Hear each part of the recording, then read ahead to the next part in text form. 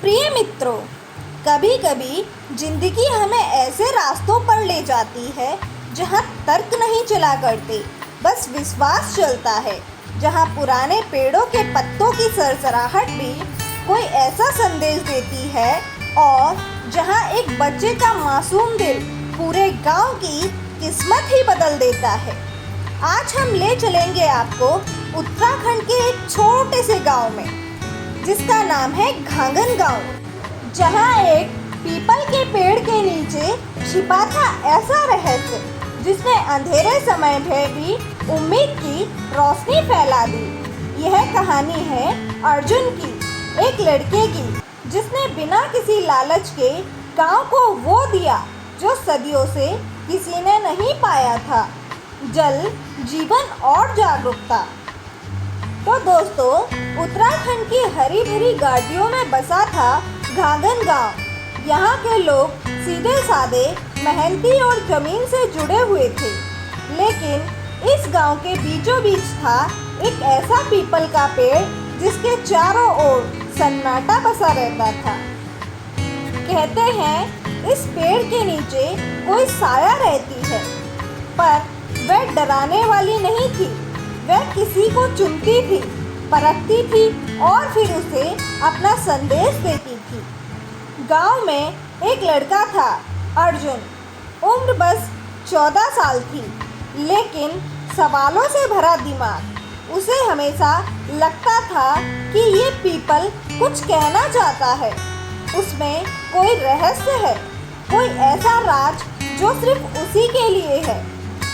एक रात जब पूरा गांव सो रहा था, अर्जुन को एक दृश्य दिखा। एक बूढ़ा आदमी उस पीपल के नीचे कुछ बुदबुदा रहा था, जैसे कोई मंत्र, जैसे कोई संदेश। अर्जुन वहां दौड़कर पहुंचा, लेकिन वहां कोई नहीं था।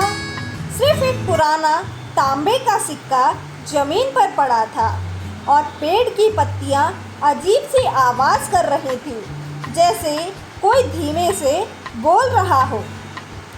उस रात अर्जुन को एक सपना आया, एक पुराने राजा की छवि।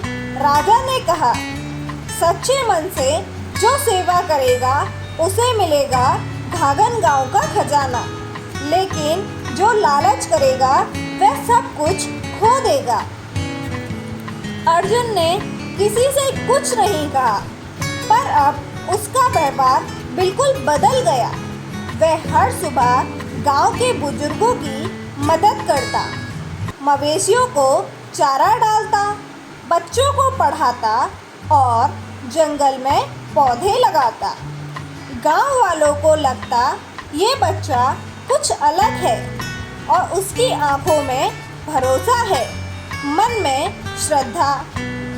एक साल बाद जब सूखा पड़ा और कुएं सूख गए, तब गांव में संकट था। उसी रात अर्जुन को फिर वही सपना आया। अब समय है खजाना खोदने का। सुबह अर्जुन ने पीपल के पीछे वो पत्थर ढूंढा जैसा सपना दिखा था। पत्थर को हटाते ही खुल गई एक छोटी सी सुरंग। अंदर एक सांप की मूर्ति थी, जिसके मुंह में वही सिक्का था। अर्जुन ने वह सिक्का रखा और मूर्ति के नीचे से निकलने लगी ठंडी मीठी जलधारा।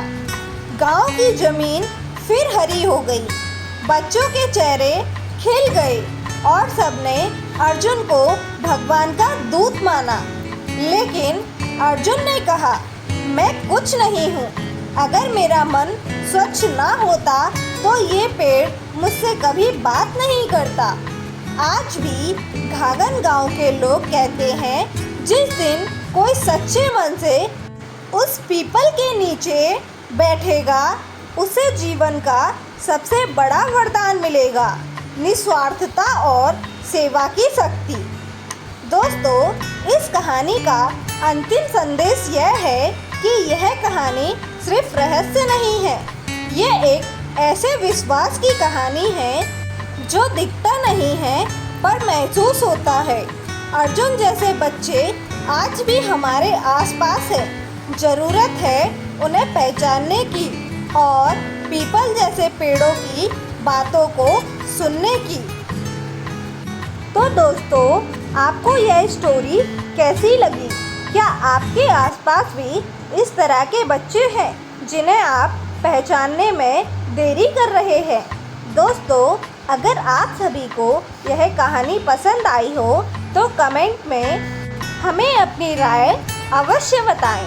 धन्यवाद दोस्तों, और वीडियो को ज़्यादा से ज़्यादा शेयर करें, साथ ही चैनल को सब्सक्राइब करना ना भूलें।